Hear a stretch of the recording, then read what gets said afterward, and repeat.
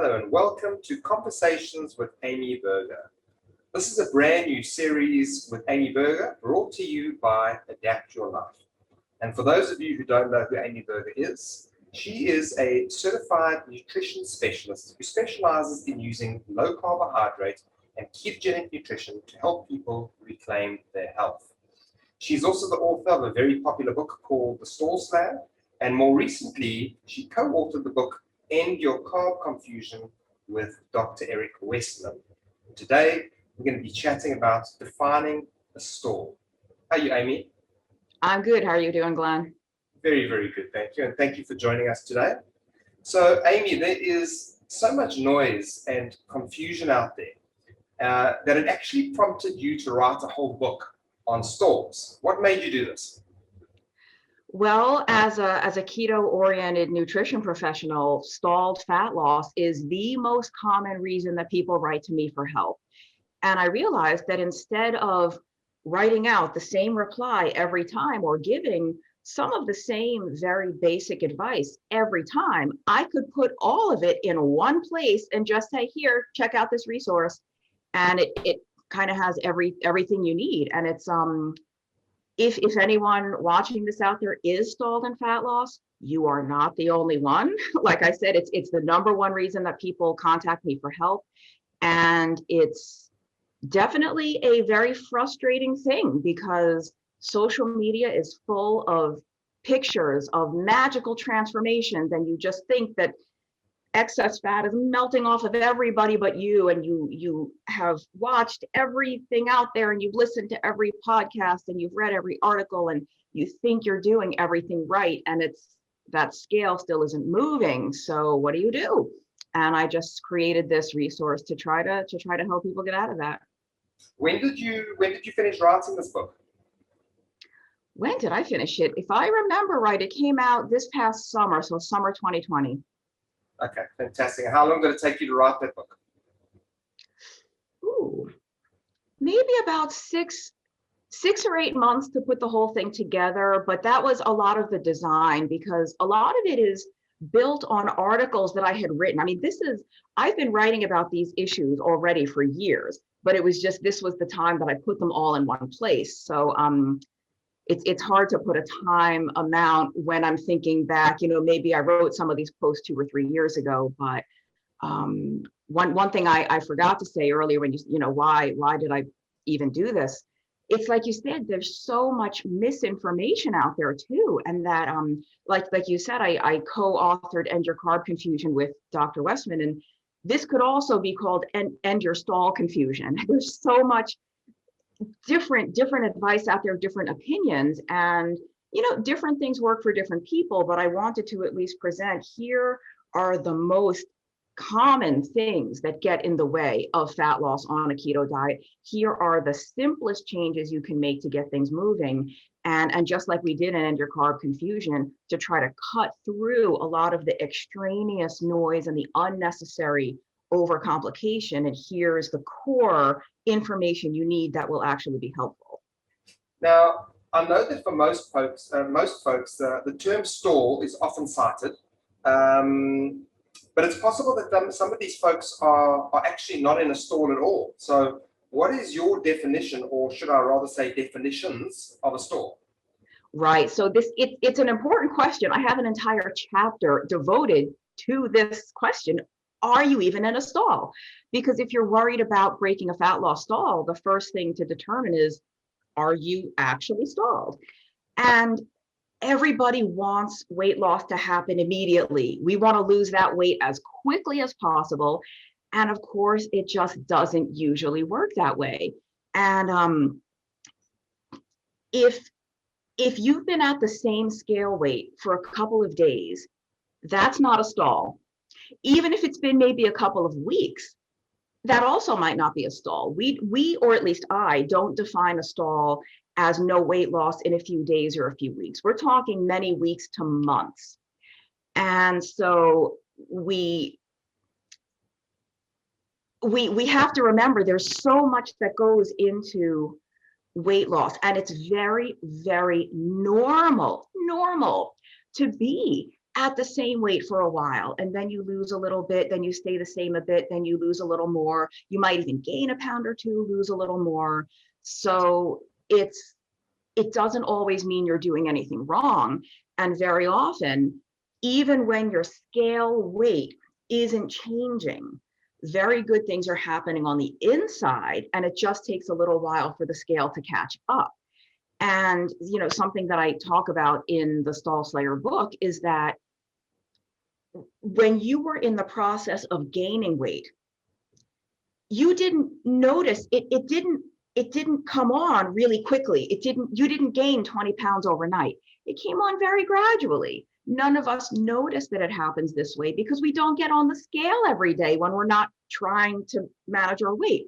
So why do we expect that we should lose it just as quickly, that it should drop off immediately? It doesn't. It tends to be a very gradual process.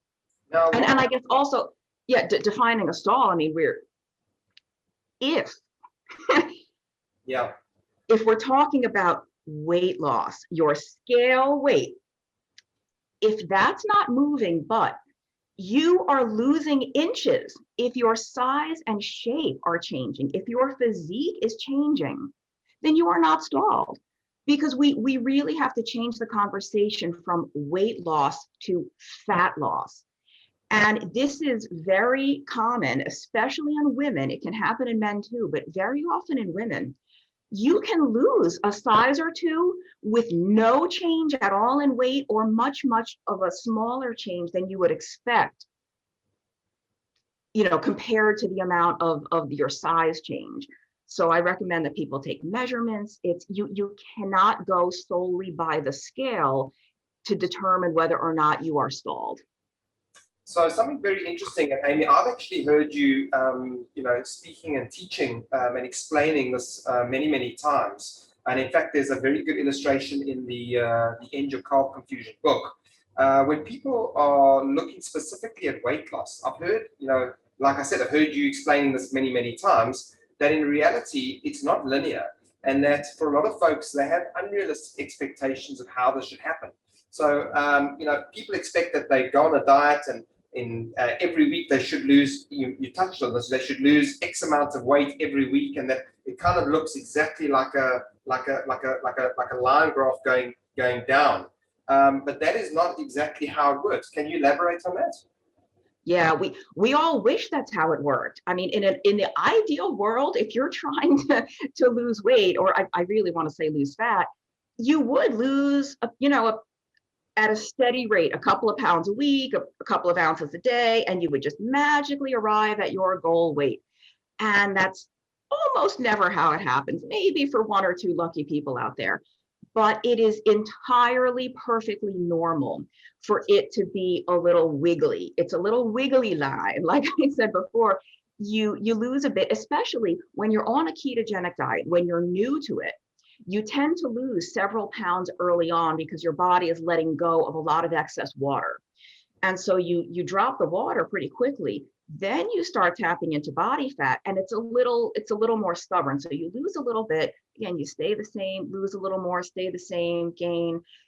The day-to-day fluctuations in scale weight are normal. You will drive yourself nuts if you get on the scale every day, or you can weigh yourself every day, but you really have to have an appreciation for the fact that the little blips up and down from day to day are normal, as long as that longer term trend over time is downward. So that downward line in scale weight is not perfectly straight. It's going to be a little squiggly, but as long as that squiggle is going down over time, that's what we want. And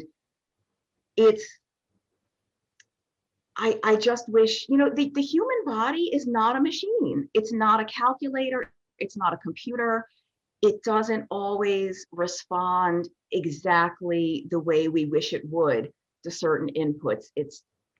You just have to be patient, and not everyone,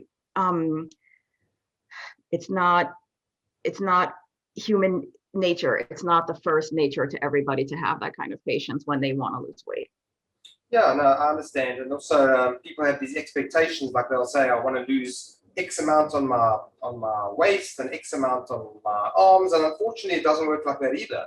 You know, the weight comes off where it wants to go off, and it's unfortunately you don't have a say in the matter. And yes, no, and often the place where you want to lose it from the most is the place where you will lose it from last. Right. I mean, not always, but yeah, you can't predict it, you can't control it. All you can do is really, you cannot necessarily control the outcome. What you can control is your behavior and your actions that are the most likely to get you to the outcome that you want. Now, you touched on this also, and you mentioned that fat loss and weight loss are different. Which one should we actually monitor? This is so critical. And I use the phrase weight loss sometimes because that's what we're all used to hearing. That's what people search for. It's what I want to lose weight. But we really do want to lose fat because we see this all the time. Most people can lose weight.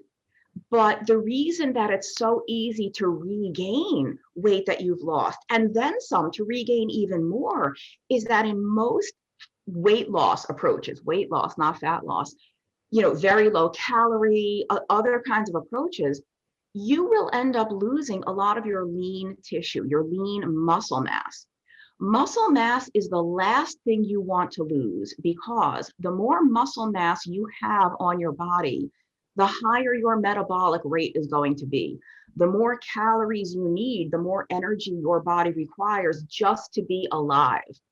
And so if you go on a very, very restrictive diet and you lose a lot of this muscle mass, now your metabolic rate is lower. So what happens when that diet becomes unlivable and unsustainable and you go back?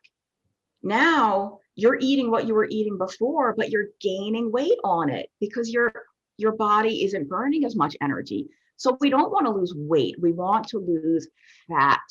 So that's why you cannot obsess too much about the scale number. Now, if you are someone that is living with morbid obesity, if you're very, very heavy, then we could say you want to lose weight. But even then, we don't want you to be losing muscle mass and bone mass and things like that. We want it to be body fat. And so your scale weight tells you only one thing, your total body weight. A regular scale, a conventional type bathroom scale, does not differentiate between body fat, water, muscle, bone, ligaments. Your brain weighs about 2 pounds or so. It doesn't know that. So if you're losing weight, you don't necessarily know what you're losing. And we've heard stories. We have a colleague that tells a really fascinating story of a female client who was doing very, very well. Everything was going great, but she was gaining weight and she was horrified. And it turns out she had actually had osteopenia or osteoporosis. She had a low bone mass. And she did a scan. The coach told her, do a scan because you're doing everything right. I don't think this is body fat. We need to find out what's going on here. She was actually rebuilding bone tissue. So that's, even if the scale is going up, that doesn't mean you're gaining body fat. There are perfectly good reasons why you might celebrate the scale weight going up. So the scale weight, just remember that does not tell you anything about your body fat. And this is why we recommend taking your measurements maybe once a month or getting an article of clothing that's tight and trying that on once a month. Like I mentioned earlier, it sounds a little strange, but it's really not uncommon for people to get smaller, men will find they're on a new notch on their belt or a woman is in a new size and the scale hasn't moved at all. This is the glory of the human body. Amy, thank you very much for helping us define what a stall actually means. Thank you so much. If you guys would like to learn more about the Adapt Your Life Academy and our upcoming courses, you can find us at www.adaptyourlifeacademy.com. And if you enjoyed this video and you'd like to see future videos, you can find us on YouTube, Facebook, Instagram, and Twitter under the names of Adapt Your Life. On behalf of Amy and myself, this is our new series. Be sure to watch us. We're going to be putting out one of these new episodes every single week. And this is us signing off of our first episode. Amy, thank you so much. Until next week, we will catch you guys later. Thank you so much.